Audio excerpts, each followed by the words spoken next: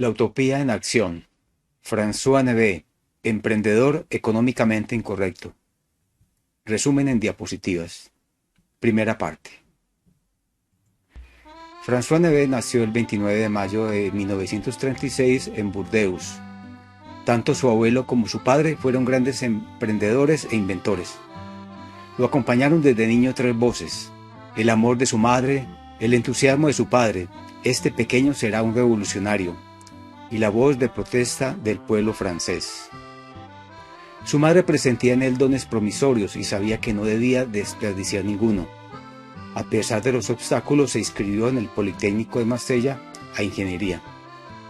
En medio de sus compañeros se sentía feo y pobre, sin embargo, su fuerza era aquella de no juzgar a ninguno. Se dio cuenta que gradualmente lo escuchaban, lo imitaban y lo seguían. Tenía muchos proyectos, era una ola imparable. François conoció a Francisca y fue amor a primera vista. Ella le pedía a Dios que le permitiera encontrar un hombre verdaderamente inteligente, que fuera sensible a los pobres y que pudiera convertirlo. Al terminar la Escuela Superior de Ingeniería en el 63, fue contratado en La Sabla, empresa productora de cemento, que además construía aceras, tubos, lavaderos y pozos sépticos. Luego comenzó a trabajar en la Bemaso, en el mismo sector en el que ya había comenzado a explorar.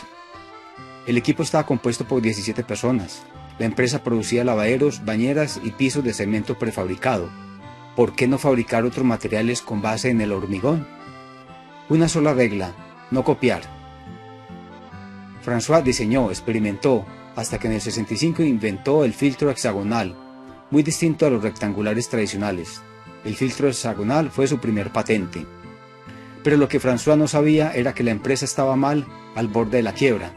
En ese momento François entendió que el mundo de las empresas es primero que todo el mundo del riesgo, y que se arriesga esencialmente para los otros. François, considerando el punto muerto en el que se encontraba la empresa, tuvo la idea de lanzarse a la fabricación de plantas de depuración. Si bien es cierto que todavía no se hablaba de ecología, François, con su buen sentido de campesino, entendió que había que respetar el agua. Entonces investigó, diseñó y continuó los experimentos. La idea llegó, y así registró su segunda patente en el 68, y en poco tiempo se convirtió en la punta de diamante de la mini planta de depuración. La nueva planta de depuración era una gran novedad, y los otros especialistas se dieron cuenta que François estaba redimensionando completamente el concepto. La patente fue copiada, imitada, falsificada. Era una patente sensacional.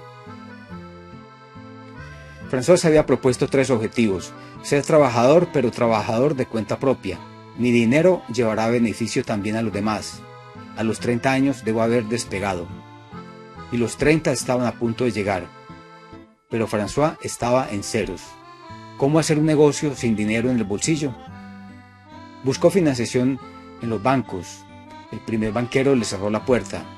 A otro banquero le enumeró los socios comerciales con los que quería hacer negocios.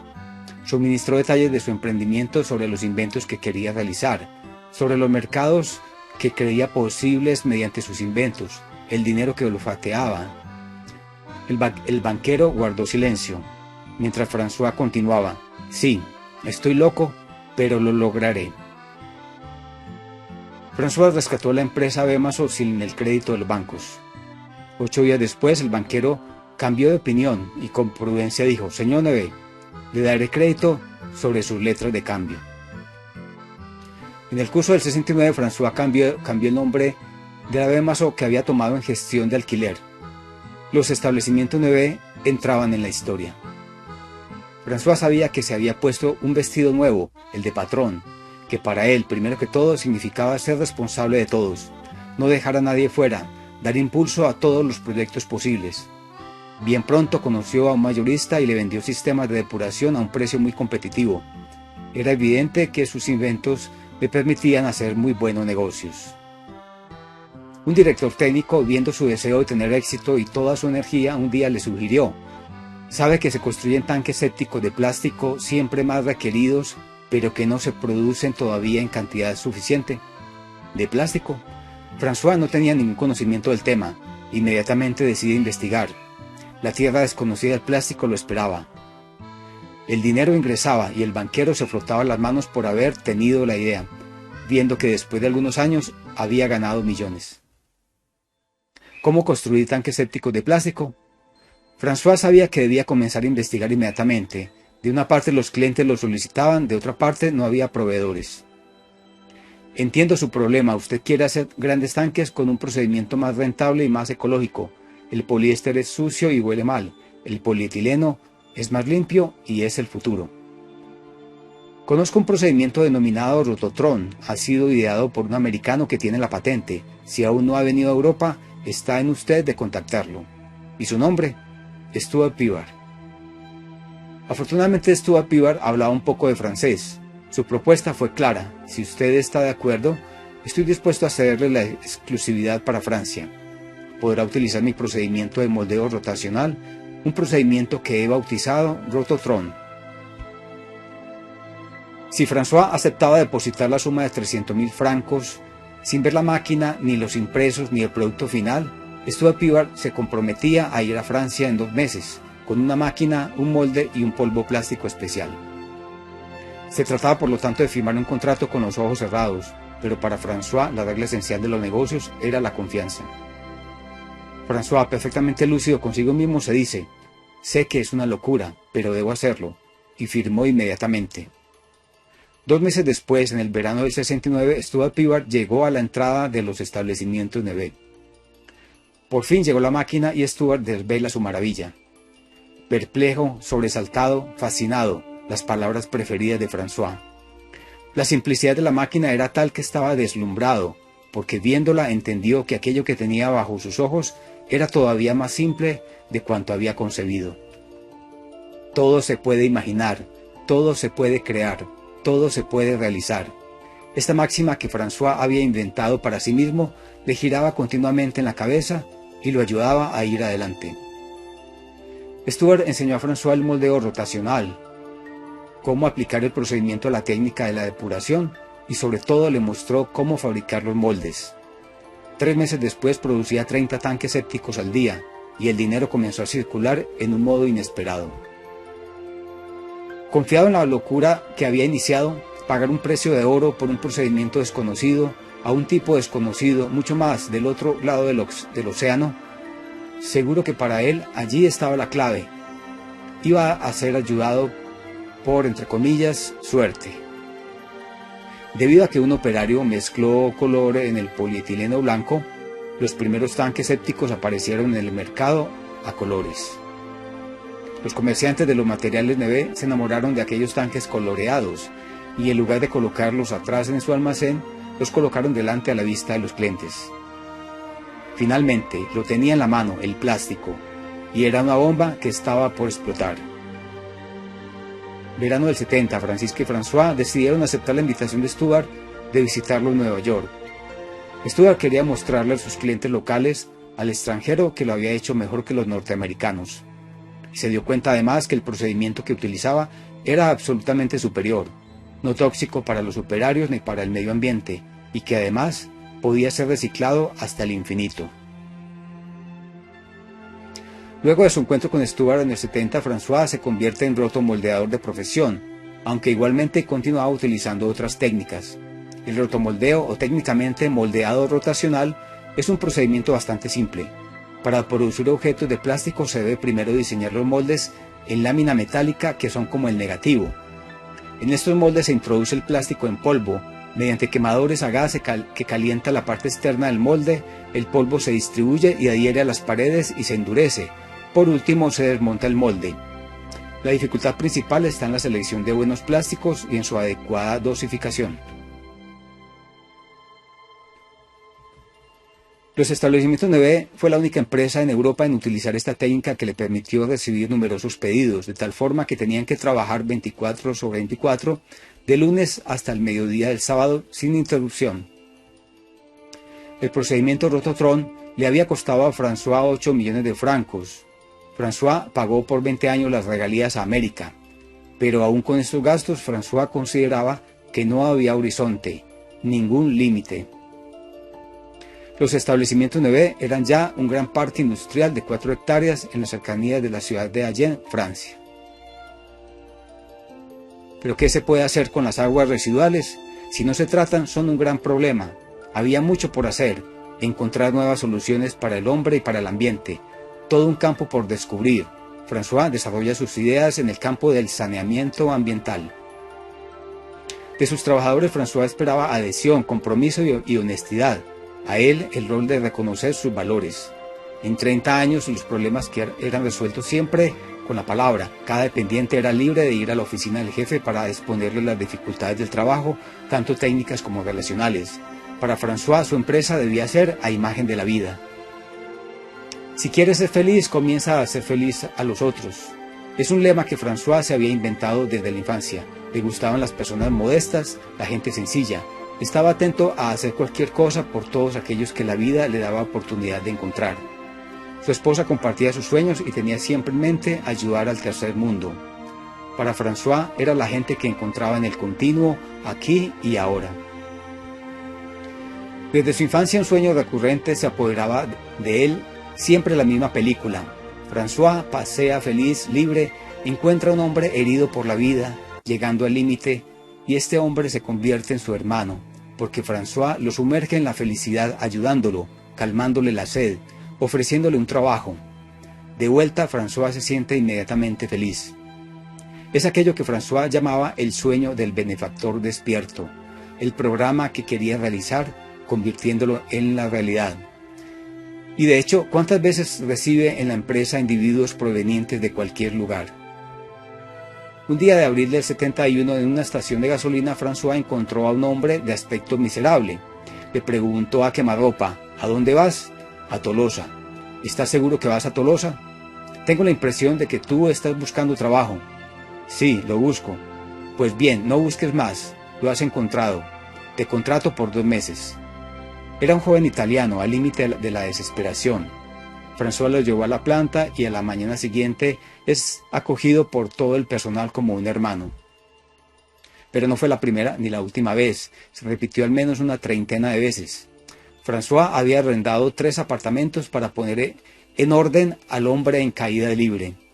Para algunos la solución era no solo un trabajo, sino también un techo.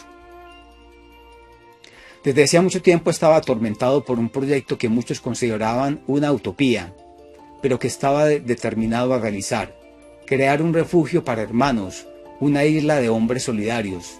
Lo soñaba en un lugar magnífico donde se pudiera experimentar un nuevo modo de vivir. Pero todavía no era el tiempo. Cuando estaba a punto de lanzarse en esta aventura, un incidente le haría aplazar su realización. Verano del 72, de vacaciones en Tarragona, al sur de Barcelona, sufre una insolación. François recuerda: quizás estuve mucho tiempo en la playa, el sol estaba fuerte, no sé ni cómo vuelvo al apartamento, estoy tendido y sé que voy a morir dentro de poco, me llegan los recuerdos y mi pensamiento se acelera desordenadamente. No he hecho nada en mi vida. Se definía a sí mismo: François Neve igual desierto. Es como un dato matemático. En ese momento un cronómetro invisible se dispara y cada segundo me acerca al cero final. Veo el rostro de Francisca sobre el mío y entiendo rápidamente que el final está cercano. Francisca reacciona inmediatamente e inicia un masaje cardíaco. La dejo que lo haga y comienzo a hacer mis confesiones, palabras inconexas, frases incompletas. Le digo: no llames a nadie. Continúa con el masaje. Ella quiere buscar ayuda, llamar a una ambulancia, yo la contradigo. Quiero hablar. No se puede esperar. Les revelo la parte oscura de mi vida. El cronómetro corre, me acerco al cero seguramente.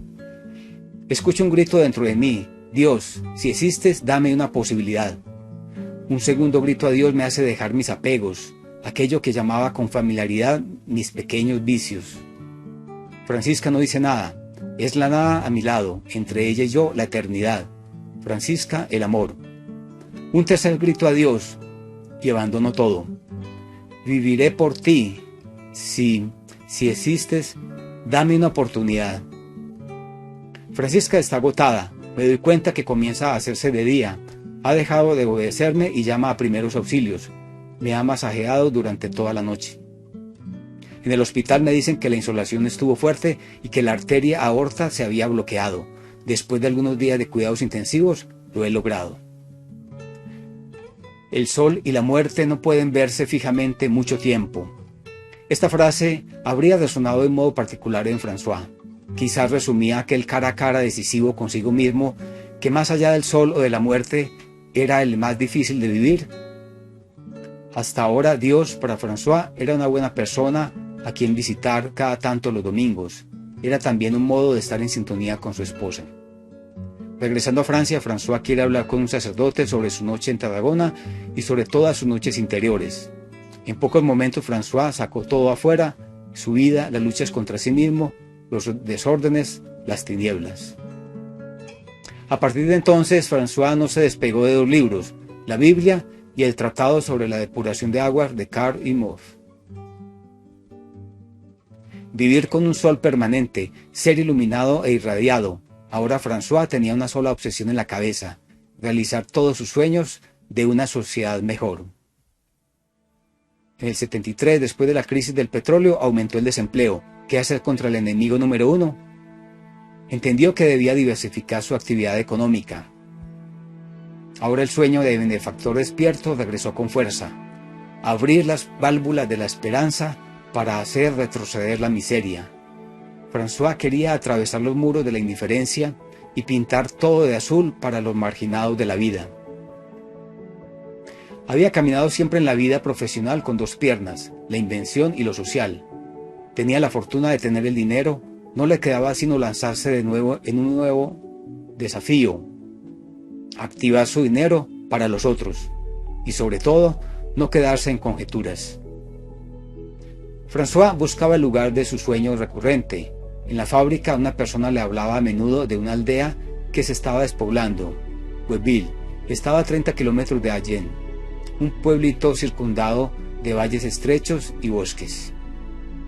En el fondo de los valles, uno cercano al otro, François intuyó que se podía hacer un lago grande y en medio de él un lugar para el tiempo libre. Todo por inventar, todo por crear. Cada idea es una responsabilidad, se repetía François. Habló con los propietarios y granjeros de la zona y lo apoyaron. El pueblo estaba quedando sin habitantes, solo 200 almas. Cuando le comentó el proyecto al alcalde, en 15 minutos estaba convencido él mismo. Pero para François todo debía hacerse muy rápido. El éxito de un proyecto depende de la concatenación de la información y de las decisiones que deben ser como flechas que se lanzan simultáneamente al mismo blanco. Comprándole a 13 propietarios, François se hizo a un patrimonio de 25 hectáreas para hacer surgir allí un paraíso. Las empresas Neve iban bien, nada impedía a François intentar un nuevo estilo de vida, un nuevo estilo de empresa, aquel verdaderamente diverso, a imagen del benefactor despierto, y el sueño se hizo realidad. La idea de François era la de hacer surgir allí un supercentro del tiempo libre, de vida y de trabajo, reservado para aquellos que conocía bien, aquellos que hasta ahora había encontrado al borde de la carretera, que ninguno quería, a los excluidos, los marginados, los discapacitados, pero también a los vagabundos, expresidiarios y campesinos sin trabajo, acoger a todos, personas solas y familias. En Webville, François compró y restauró 14 casas y un castillo, donde hospedó a una treintena de familias y solitarios, unas 100 personas en total. Empleó todo su patrimonio para esta aventura. También Francisca estaba exultante. Su sueño de ayudar al tercer mundo comenzaba allí. François quería construir para toda esta gente una bellísima hacienda de la cual estar orgullosos. Quería que allí se fabricasen variedad de artículos y así se comenzaron a diseñar embarcaciones, kayaks y tablas de windsurf. Todos los aparatos se fabricarían en el mismo lugar del complejo de Webville. El tiempo libre ligado a la náutica se desarrollaría en su momento. El pueblo renacería y la gente caminaría sobre la ruta de la esperanza. Cuanto más se da, más se recibe. François comenzaba a experimentarlo siempre más. ¿Y con qué nombre mostrar esta idea a la sociedad? Tenía muchas palabras en la cabeza. Fue Francisca la que encontró el nombre, el céntuplo. ¿Pero por qué este nombre? Porque cada uno abandonó todo viniendo a Webville. Un poco como Pedro, a quien Cristo le promete el céntuplo. Una de las primeras personas que llegó al céntuplo fue Andrés, quien llegó en silla de ruedas. François se preguntó cómo encontrarle trabajo. Le tocaba a él mismo, al patrón tener buenas ideas justas para cada uno. Lo demás era consecuencia. Desde algún tiempo había un requerimiento de pozo de inspección para las fosas biológicas. ¿Por qué no hacerlas en plástico? Una noche François se puso a diseñar pozos de 4 agujeros. Hasta ese momento se hacían solo de 2 agujeros. La venta de estos pozos fue un suceso inesperado. Se adaptaban perfectamente a los requerimientos de las obras. Todos los querían, y de estos pozos de 4 agujeros Andrés llegó a producir hasta 60 al día. Los había modelado a la medida para que Andrés los pudiera fabricar, y ahora François recibía el céntuplo. Las historias de personas que llegaban o simplemente recogían en la calle son muchas.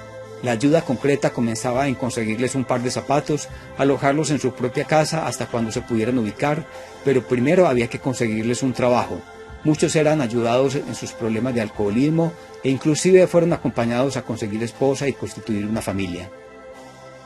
La casa de los Neve se había convertido en una casa de acogida permanente, y más que la acogida era la disponibilidad de escucha y los actos concretos necesarios para todos los que pasaban por ella. Francisca necesitaba ayuda. En verano del 74 contrataron una empleada, se llamaba Ana. Ana, en casa de los Neve, encontró una segunda familia, tanto que François, sonriendo, le decía: Ana, hermana mía. Ana solicitó muy pronto un permiso. Dentro de poco necesito ausentarme por 8 días. Serán quizás mis únicas vacaciones. Debo ir a Angers, a un encuentro. Francisca le dio permiso. De regreso de Angers, Ana solo dijo: a ustedes les hubiera gustado mucho aquellas personas. Estoy segura, se trata simplemente de gente que pone en práctica aquello que dice y vive aquello en lo que cree. François y Francisca querían saber más de cuánto Ana había vivido en Angers, pero con discreción. Casualmente conocieron a 2 jóvenes, Patricio y Pablo, que habían también vivido el encuentro en Angers. Tienen el fuego, se dijeron los Neve y fueron a encontrarlos. Era evidente que Patricio y Pablo querían contar la historia. Patricio inició con la historia. Durante la Segunda Guerra Mundial, la ciudad de Trento fue casi destruida.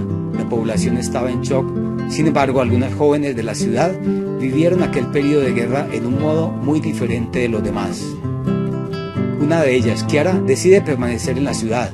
Descendía a los refugios con sus compañeras cuando sonaban las sirenas. Allí tenían conversaciones a corazón abierto. Estaban unidas por un secreto.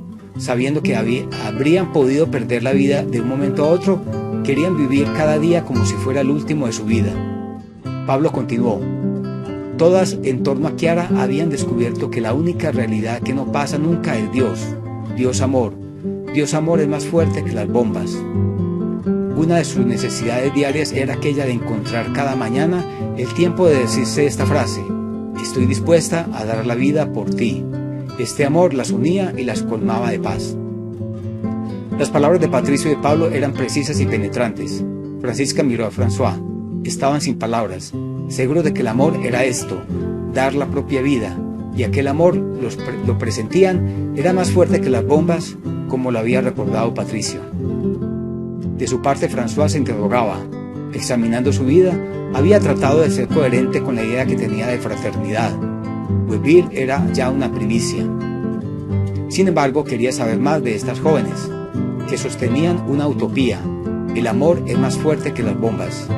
¿Qué había de ellas luego de 30 años de su descubrimiento? Él había soñado una fraternidad como aquella revelada por Patricio y Pablo. Ahora quería verificarla. Verano del 75. François estaba esperando vivir aquel encuentro veraniego de una semana en Angers, que Ana, Patricio y Pablo habían ya vivido. Quería comprobarlo por él mismo. Su esposa lo acompañó.